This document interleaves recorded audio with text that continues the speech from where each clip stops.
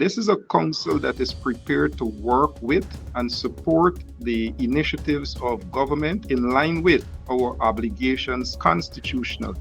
Our responsibility as a local government is to work with central government. That's our responsibility. We are not against such an obligation that is clearly statutorily outlined in terms of that relationship between central and local government.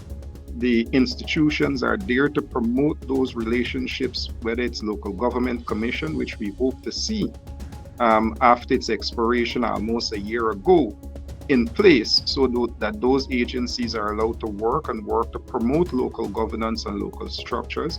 We are also aware of our constitutional obligation that provides for 2801 to function.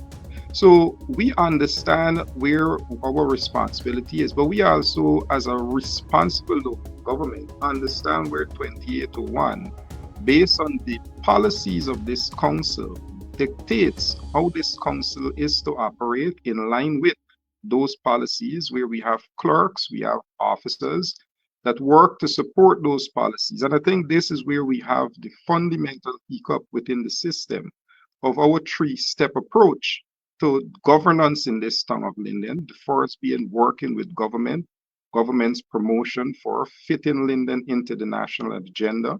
We are here to promote and support that.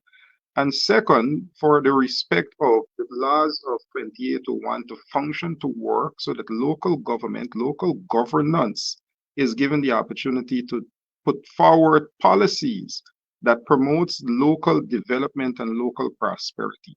Now, what government would have done, where you have those clerks and officers, is to implement, to impose, as we demonstrated in 2023 December, our objection to the sole identification of the current town clerk, who campaigned vigorously for the local government elections of the PPP. And last, now here is the gentleman who is now clerk, to undermine, and wherever resources are available, to give to family, friends, and favorites, of which over the past year, we would have seen those be done. Now, council is clear in its position that at the end of 2024, all outstanding payments, and we have always been guided by our treasurer through our finance committee, should be made to every outstanding of the council, which include those workers. So this council never, ever took the opportunity to deny workers of their salaries.